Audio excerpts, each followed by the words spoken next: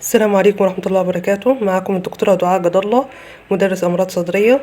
هنبدأ إن شاء الله النهاردة في أول محاضرة Complaint and History of Present Illness، ودي بتنقسم إلى قسمين. القسم الأول بنتكلم فيه عن القف والقسم الثاني بنتكلم فيه عن Sputum Production.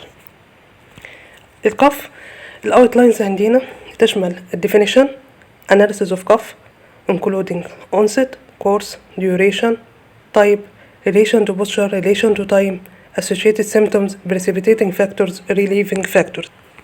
Definition: cough is an important defense mechanism that clears the airways from secretions and prevents entry of foreign body to the lower respiratory tract.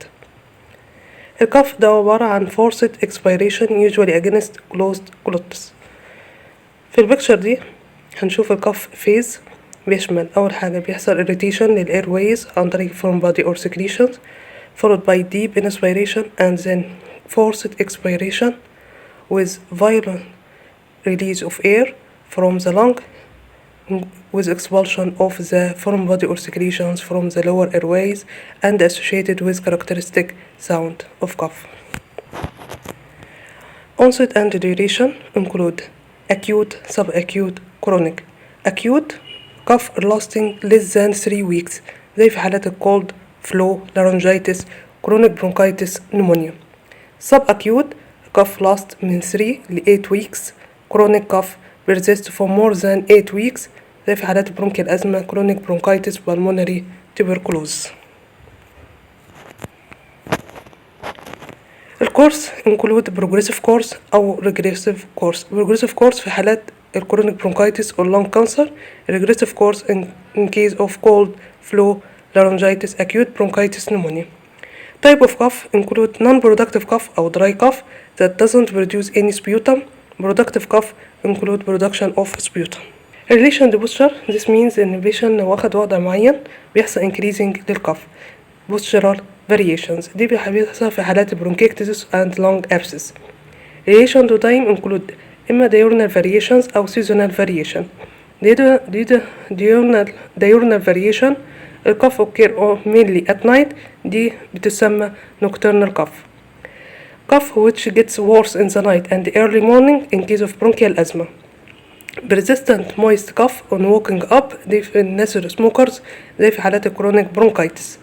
seasonal variations دي بتحصل في حالات bronchial asthma and chronic bronchitis. associated symptoms بنسأل عنها زي الفيفر في حالات respiratory tract infection, chest pain, pneumonia, dyspnea في حالات chronic bronchitis, bronchial asthma, pneumonia, wheeze في البرونكيال asthma, loss of weight في pulmonary tuberculosis.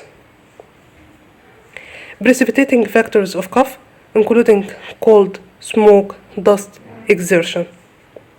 relieving factors as swallowing of liquids, stop smoking, avoid allergen as dust, mold, pollens, animals.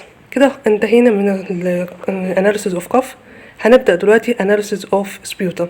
الأوتلاينز تشمل definition and analysis of sputum include amount, relation to posture, color, character, odor.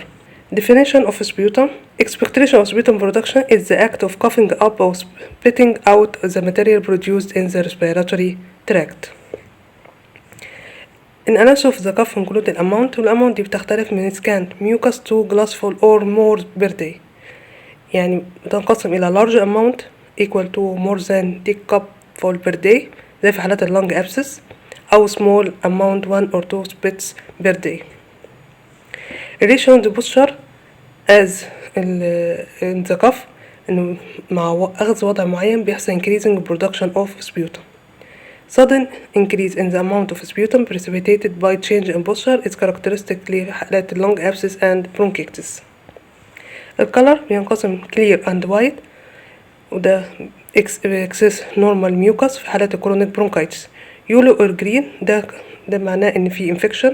blood stained sputum في حالات الهيموبتيسيس، ده اسمه هيموبتيسيس، ودي بتحصل في حالات البلمونري tuberculosis.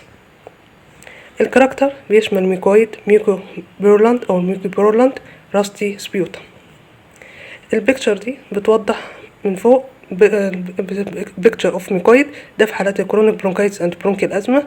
الميكو بيرولانت والبيرولانت بالديجري اوف كولر ده في حالات characteristic of infection. This picture show rusty sputum وده بيحدث في حالات النمونيا. Lastly, odor of the sputum fetid odor or bad odor دي بتحصل في حالات البرونكيكتسس and lung abscess. And thank you.